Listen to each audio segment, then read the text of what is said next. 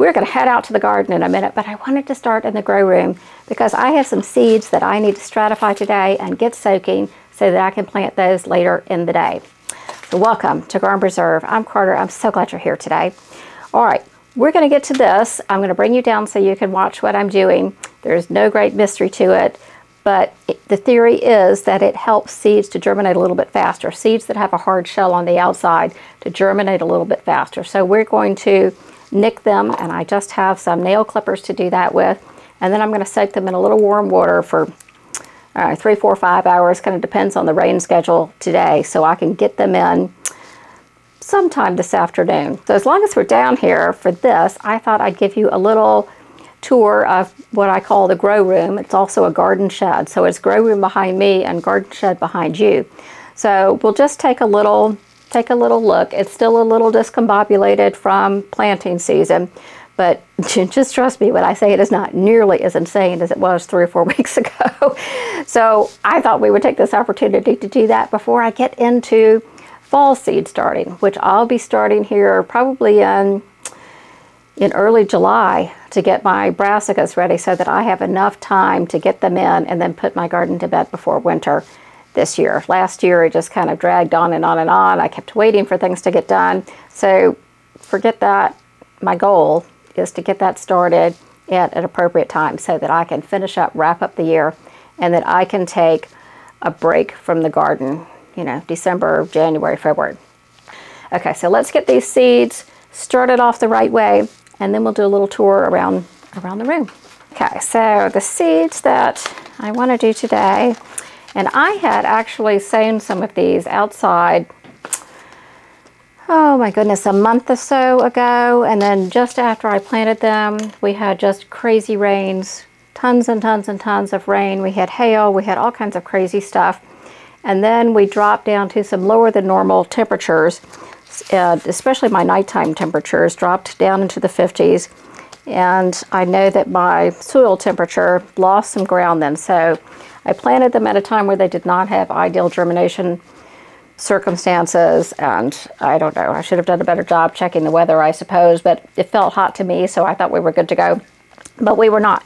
So I'm going to reseed some of these today. I did end up with one winter squash, spaghetti squash, germinating out there, which I'll show you when we go take the tour. But I had planted, I think I'd planted 3 seeds of each. I was hoping for 2 plants of each. So we're going to see if we can do a little better with this today. So let's start with the little butternut squash seeds. These are, it's 898 squash. It's a small, like personal size butternut squash.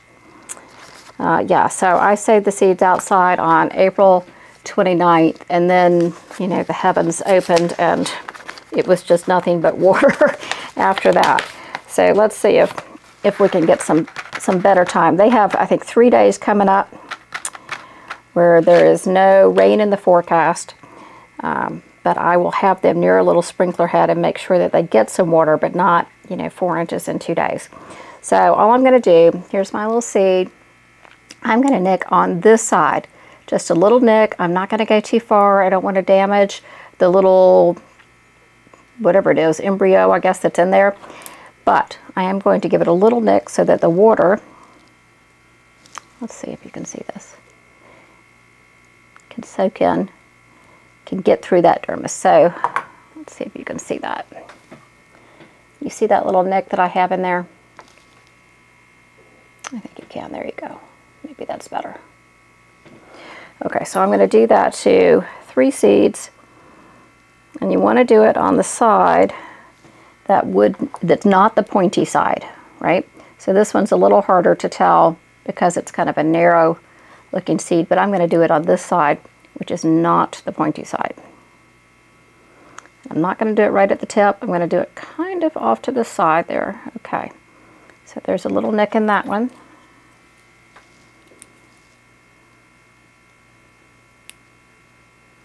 And a little nick in this one. And then I brought some warm water from upstairs. It's not hot, it's just warm. And I'm just gonna soak them in some water. And I like to give them, you know, 2, 4, 5 hours, not much longer than that. I don't want to drown them, but I do want to go ahead and give that water a chance to soak in just a little bit to tell the seed it is time to wake up. And do the same thing with the cucumbers. Alright, so I want 3 seeds on the larger side so I don't risk damaging the inside of the seed. So let's go with this one, and this one. Look good. So this is the Bait Alpha cucumber. I have not grown it before. It is a gynoecious cucumber, which means that it produces only female flowers. And they do not need to be pollinated by a male flower, which I swear seems to be half my problem, that the male flowers are never out and around when the female flowers need them to be there. So I'm hoping that this will help. So again, I'm going to take it, I'm going to pick the non-pointy side, which is a little more difficult to tell with the cucumber seed, and I'm just going to, if I can see, I should have brought my glasses to do this, barely nick the edge and then into the bowl. Same thing with this one. Barely nick the edge. And same thing with this one.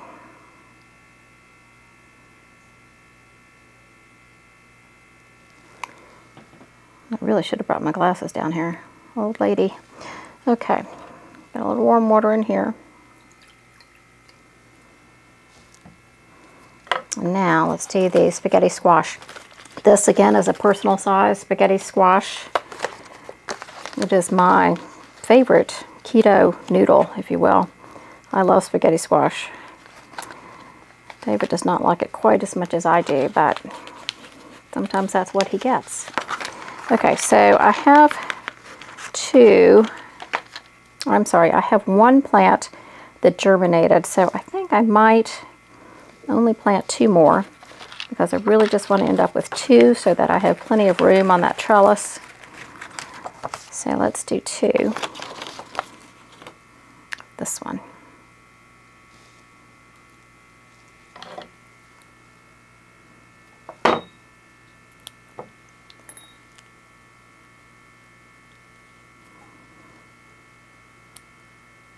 Okay. There you go. You can really see the nick on this one because it, whoops, came back a little bit. Wow.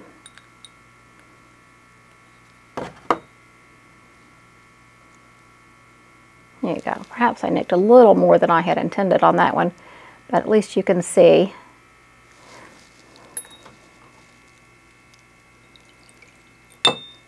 Okay. So I'm going to let those soak for a little while until I'm ready to plant them this afternoon. Let's take a quick little tour around here, and then we will head outside. I will warn you that the cicadas are here. It is loud outside, but hopefully with my lavalier mic, it'll be okay, and you will be able to hear me and not just the cicadas. All right, we're going to start with the grow rack area. This is where I start all of my seedlings. This is where I grow my microgreens, my indoor lettuce, or whatever other leafy greens I want to grow. And it is where I dry my onions and potatoes. Now when I'm doing that, I do not have these lights on, so I just turn the lights on so you can see the racks. I have heat mats, a couple up here. This is generally the side where I start my seedlings. This is where I generally do my microgreens and lettuce and whatever other leafy greens I want to do. So right now you can see that I have my sweet potatoes here waiting to go out. I think I'm going to give those another week or so. We'll talk about that when we're out there. I have some more sweet potatoes that are starting to grow some slips. These were the sweet potatoes I started with, growing the slips. However, they didn't do terribly well for me. These are organic sweet potatoes from Trader Joe's, and while they look like they're doing a good job now, it has been 4 months, and in the first 4 months I got these 2 slips. That was it. So I gave up and I ordered some from Haas Tools, which yeah, you know, I'm glad I did it. It's Beauregard. I can't guarantee I can get that here and any kind of sweet potato from the grocery store. But darn, they're expensive. So I did it this year. Hopefully next year I'll have my own sweet potatoes to grow my own slips from. Again, I didn't this year because I really had no sweet potato harvest last year. This is the basil that is still going strong from my microgreens video. So that was, oh my goodness, well over a month ago I ended filming on that. So that is, I'll have to look at how old that is. I think I started it in February. So March, April, it's 3 months old now. And then just some lettuce down here. Some of this is starting to bolt. That's okay. We're going to be out of town for a few days this week, so I'll start a new batch when we get back and I can take care of it. Let's scoot around just a bit. And this again is my seed starting supply area. I like to reuse as much as I can these plastic egg cartons from Costco. So often I will use those to start seeds, particularly lettuce seeds, and I can just sow several and then I can up-pot them, you know, when it's time. So I have all of my covers, I have my bricks for weighing down the microgreens, I have all of my trays over here, everything for potting over here. This is my fan, which is on when I'm not down here trying to talk, to keep the air circulating and the seedlings as strong as possible. Okay, we're gonna move over to the side of the room that I consider the garden shed. See this first shelf on the left, I keep all of my fertilizers, and I do have a lot of fertilizers because I make a concerted effort to buy, you know, 2, 3, 4 bags whenever it's on sale, and it's on sale fairly often on Amazon. But I got caught in, was it 2021, I think, where fertilizer was really short, and I got caught with none and was having a hard time sourcing it at a price that seemed reasonable to me. Then we move over to the next shelf, and I have my indoor potting soil, which I use for all of my up potting. I use the indoor soil because I don't have to worry about the fungus gnat issue so much, and it has had some nutrients added back in after it's been sterilized. And then I have my potting soil, my seed starter mix up above that, and some coconut coir. And then above that, I have things to attach. So I have like trellis netting, I have tomato clips, I have bungee cords. So I have all kinds of things like that. And then the next shelf up is all sprinkler stuff that I need for outside. So over on this shelf, I have all of my like insect netting, I have tarps, I have shade cloth, I have what I'm going to be using to hopefully prevent the birds from eating all of my blackberries this year. So that's that roll of black toile up on the top. And then over here, I have sort of my garden amendment section. I'm going to scoot down there around this. So I have some vermiculite, which honestly I completely forgot about. It was still in the box, so I meant to put that in the beds this year. Didn't make it into the beds, but it will this coming year. I have some straw if I need it, obviously. Here's my azomite, my alfalfa pellets, and my biochar. I keep those right here. And then we'll move around here. This is my right by the door kind of grab and go for harvesting. My open bags of fertilizer, my sprayer. This is my, you know, all of my buckets for gathering stuff, gloves, tools, everything I need to just open the door and grab here. So I'll step back just a little bit so you can see my workspace. This is, gosh, an old outdoor table that I've probably had for 15 years. Looks pretty weathered, as you can see. My little stool that I got for Christmas a couple of years ago. This is where I keep my potting soil. So I have seed starting mix in one of the bins and indoor potting mix in the other bin. This is where my spent plants go. I just pulled out some bolted lettuce this morning, so that's in there. And then you'll see I have some kind of jury-rigged plumbing going on here, for which I am extremely grateful. I was having to go get the hose on the other side of the house and drag it around and come in here, and it was a little crazy. It was okay, it worked. It did just fine for 2.5, 3 years, but this is so much nicer to have. So I'm very grateful to my husband for having that put in. So you can see up top on my 2 shelf racks, I do have the little yellow stickies because I do have a door right here, and little gnats and things can come in. But that is it. All right, let's move on outside. I'm going to start on this side today. These are my blackberries. You may remember from maybe the last garden tour, David had just built this trellis, and they seem to be doing pretty well in staying reasonably contained.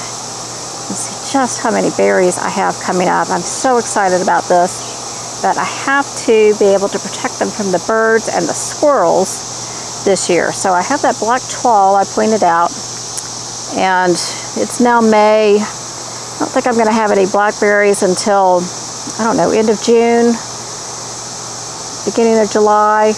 I'm not exactly sure when they started last year, but I will get the tulle on probably when I get back from my trip. So we have blackberries all along down here. You can see just how many are coming up. Those are some nice big ones. Look at that, they're starting to color up too. I'll have to get the tulle on just as soon as I get back, because once they turn red, the birds start eyeing them. And the bunnies too. I have a bunny who has been living on strawberries, cilantro, and spinach in my garden. So here's a little apple tree. I have more blackberries on this side. This is a different variety. They're all thornless, but I had a hard time with the company I ordered my blackberries from originally. They sent me the wrong variety, and then I had to order, and then they were saying they weren't going to come in this or that year. So I don't know. Anyway, I have 3 different varieties in here now, and at this point I'm not sure which variety is which. So I have worked very hard. You see this little container right here? I've worked very hard to contain my mint to that one little container. It was all over my herb gardens, and David and I spent a couple of days really churning through this and trying to make sure that we had gotten all of the mint out of here. These containers obviously aren't going to last too much longer. They're looking kind of crazy, and they're falling apart and rotting out, but I can definitely get 1 more year out of them. So I have mint, and I have savory, and this is stevia. I've never grown stevia before. This is sage, basil obviously, and then I have thyme over here. So I'm pretty happy to have all of these herbs going, and I have another herb bin over on the other side. So we're going to walk. This is all, here we go.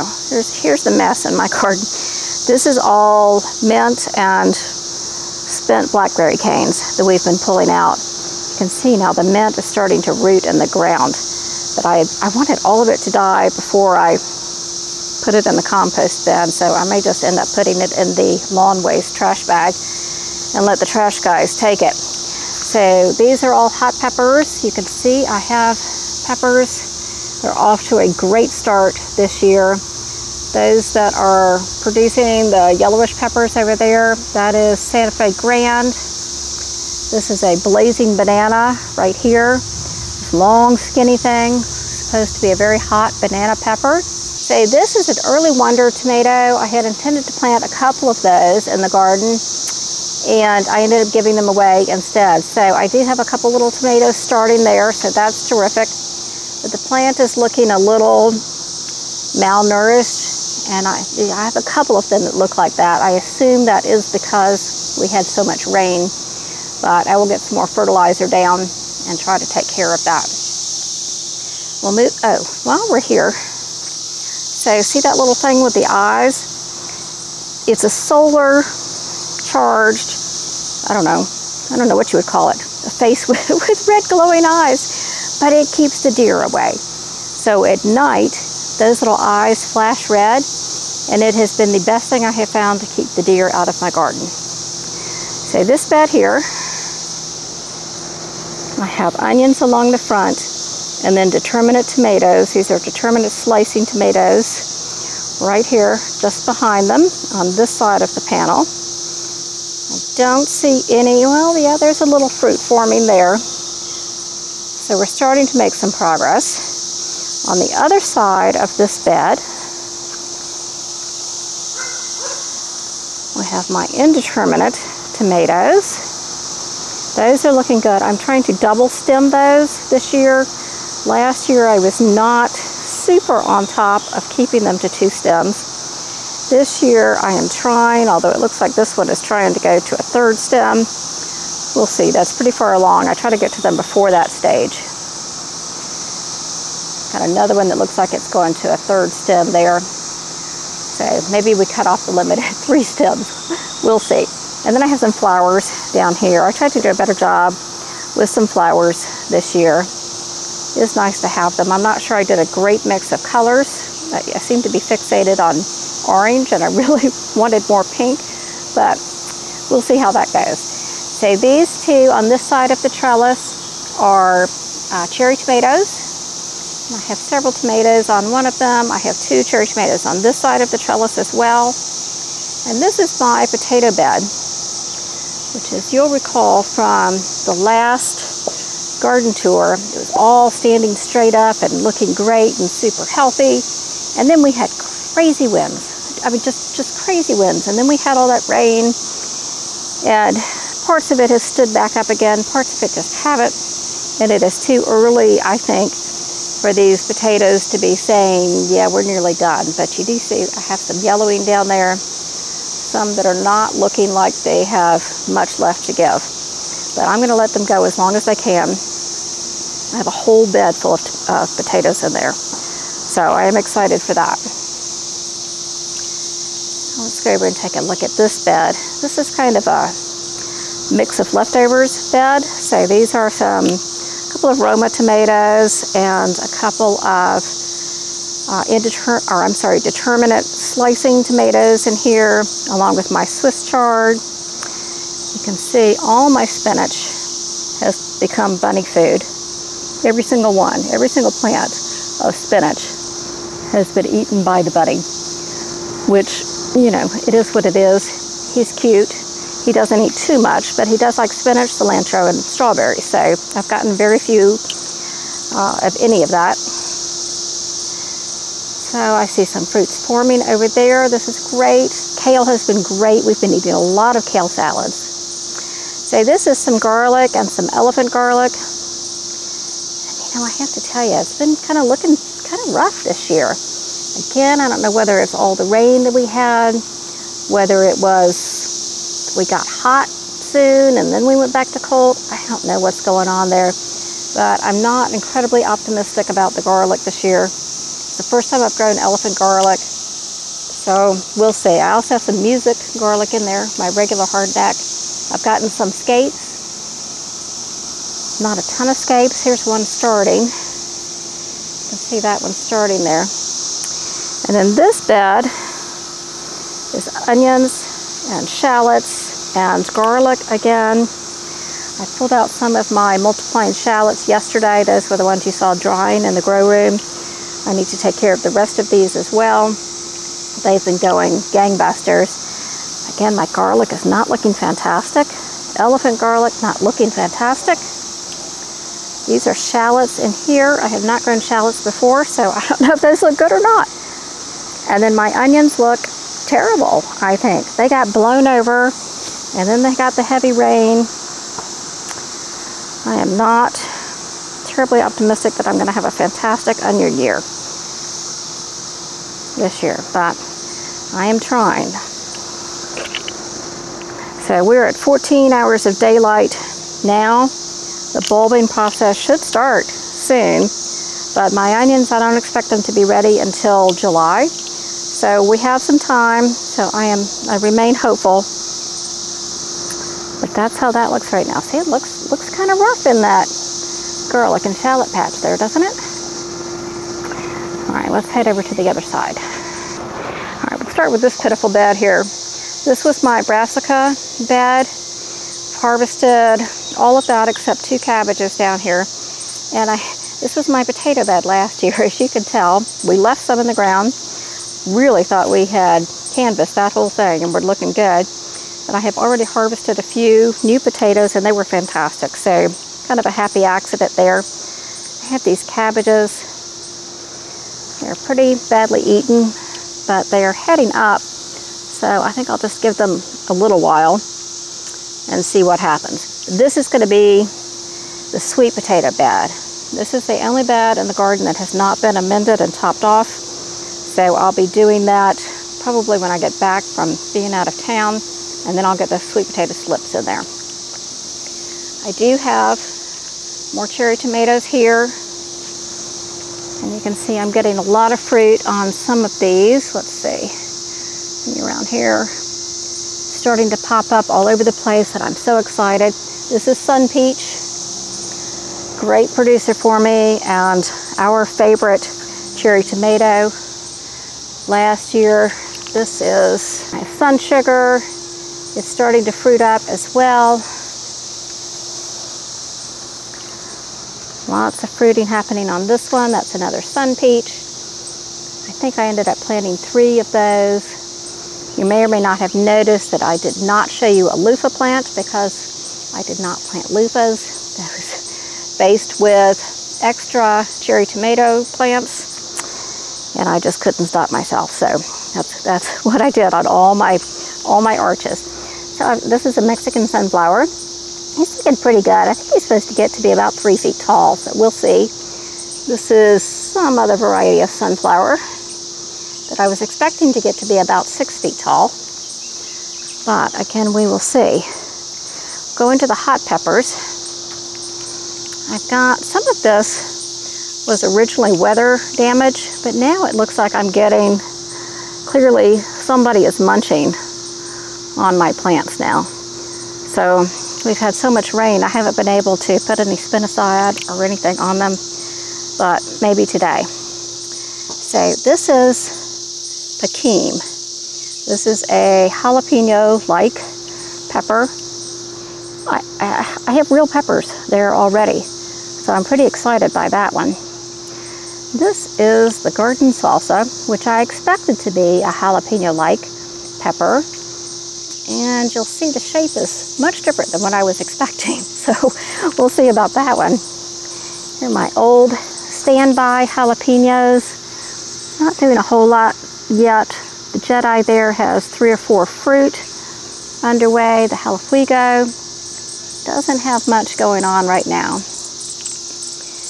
And again, here's another Pekim. So look at all those peppers. That's just crazy. I think that may be my star performer this year. But wait till you see the Sugar Rush Peach. So more sunflowers here. This is the netting that you saw us put up. This is where I want those squash and cucumber seeds that we just started soaking to go. I have planted some, and this is my only one that came up with the crazy weather. So that's a spaghetti squash. So I'll try to get another one of those, and then 2 of each of the others going. We'll start over here with this back bed. This is my primary Roma bed, paste tomato bed. 4 different types of Romas. So I've got some sunflowers in there. I've never grown the big sunflowers, so I'm hoping that's going to be really pretty, sticking its head up and above the tomatoes. More peppers in this bin. So these are some sweet peppers. This is my second herb bed. It's looking a little ready. These are the ones that were the older plants, so I separated out chunks of the oregano. I separated out the sage, separated out the thyme, so everything is a little annoyed at this point. But hopefully that's gonna spring back and look terrific. Here are my Sugar Rush Peach plants. Look at all those peppers. They're just everywhere, everywhere. So I have 3 of those. I really wasn't expecting much based on how many I got the last time I grew them. But these have just gone crazy. So peach barbecue sauce, I'm thinking, this year. This is my out of control strawberry patch. I had strawberries in the green stock a couple years ago, and they were not happy there under my care. I think I did not water them as often as I should have. David kept pushing them under the shade. I kept pushing them into the sun. They weren't getting turned properly. Look at this, my plant just turning yellow. That's all that water, just washing the nutrients right out. I'm gonna have to take care of that right away. So I have sweet peppers on this side and down the center.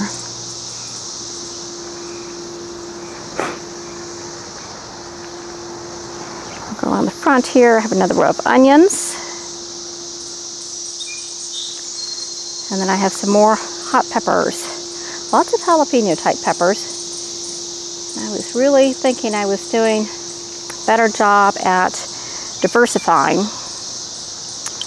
but not so much. The other side, the other sugar rush peach pepper.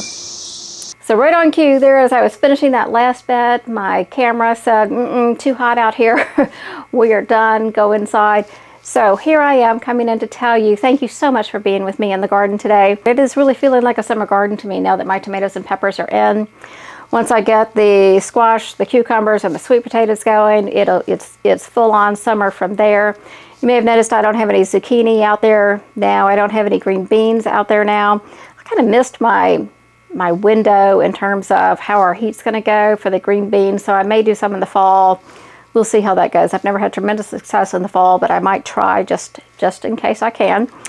And the summer squash I will do once I pull out probably my onion beds. I'm really hoping to miss some squash bugs here, but you know, I don't know. We'll see. Live and learn. Garden squash in a new area. I had a terrible time with squash bugs the first year I did it. I just completely laid off last year. Didn't even try.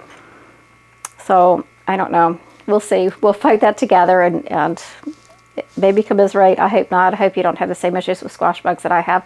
So next time I will see you probably back in the kitchen. I hope your gardens are looking terrific, and I hope you're as excited about this garden and preservation season as I am. I will see you next week. Thank you so much. Bye-bye.